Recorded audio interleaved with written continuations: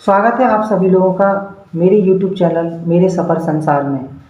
बात करेंगे कि ऑस्ट्रेलिया के मूल निवासियों के अधिकारों की लड़ाई आखिरकार पटरी से क्यों उतर गई। मेरा नाम है दुष्यंत कुमार। मई 2022 में ऑस्ट्रेलिया के प्रधानमंत्री मिस्टर एंथनी एल्बनीज़ ने पद संभालने के बाद अपना पहला भाषण दिया, जिसमें उन्होंने आर्थिक विकास और तरक्की और सुरक्षा से संबंधित वादे किए। वहीं उनका एक वादा ऐसा भी था जिसे सुनकर ऑस्ट्रेलिया के मूल निवासियों के बीच खुशी की लहर दौड़ गई।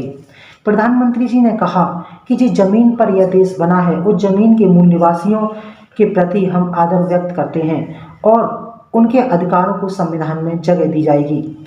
उन्हें अच्छा समर्थन भी मिला इस बात के लिए। शुरुआती सर्वेक्षणों में उन्हें 60% से अधिक लोगों ने समर्थन भी दिया, लेकिन 18 महीने बाद अक्टूबर में इस समर्थन को नामंजूर कर दिया गया था। इसी सवाल को हम इस सप्ताह इसका आंसर खोजने की कोशिश करेंगे और जानेंगे कि आखिर ऑस्ट्रेलिया के मूल निवासियों के अधिकारों की लड़ाई इतनी पिछड़ क्यों गई।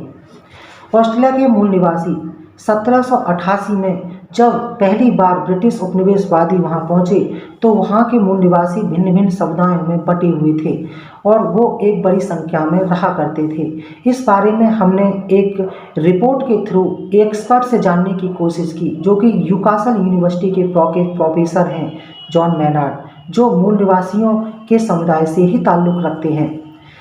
ऑस्ट्रेलिया के मूल निवासी समुदाय से हैं और उनका कहना है कि वहाँ ऑस्ट्रेलिया में 300 से 500 के बीच भाषाभाषी समुदाय के भिन्न भिन्न समूह रहा करते थे।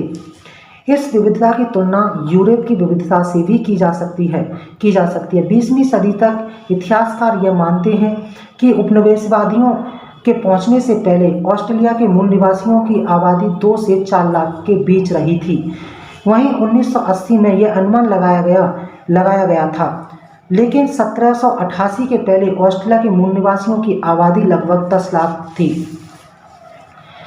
जब ब्रिटेनी साम्राज्यवादी वहां पर पहुंचे तो उन्हें दूर खदेड़ दिया गया और उन्हें ऐसी जगह पर पहुंचा दिया गया जहां पर ना तो स्वास्थ्य सुविधाएं थी, ना बंजर भूमि थी, ना रहने सहने के लिए मकान थे और उनकी आबादी घटती चली गई। उन्हें स्वास्थ्य सुविधाएं नहीं मिल पाई, जिससे बीमारियों का भी सामना करना पड़ा।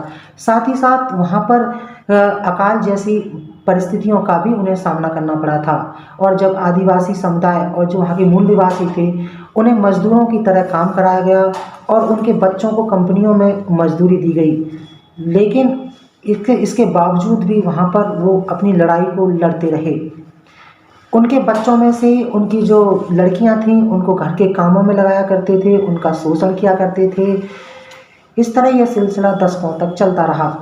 साल 2008 में ऑस्ट्रेलिया के प्रधानमंत्री पॉल रेड ने मूल निवासियों से औपचारिक तौर पर बातचीत की और देश की तरफ से गंभीर रूप से माफ़ी भी मांगी, खासतौर पर उस पीढ़ी थे जिसे उनके पूर्वजों ने भुगता था। इस जन्म संग्रह में जॉन मैनार्ड जैसे व्यक्ति बेहद ही निराश थे।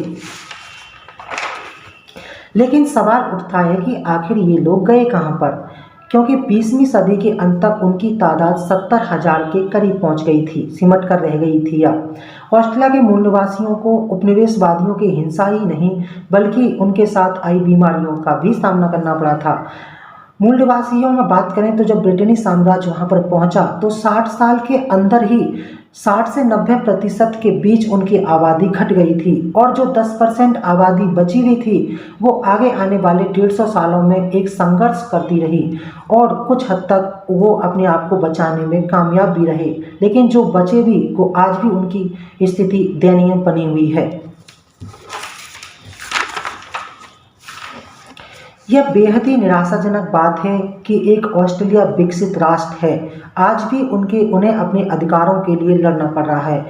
जिस रिपोर्ट से संबंधित हम इन बातों को बता रहे हैं उस रिपोर्ट में ये भी कहा गया है कि यह लड़ाई उनके पूर्वजों ने कई साल पहले शुरू की थी, लेकिन ये लड़ाई आज भी हम लड़ रहे हैं। यह बेहद ही एक निराशाजनक स्थिति है। इतना ही। अब आपसे बात करेंगे अगले टॉपिक पर नेक्स्ट डे।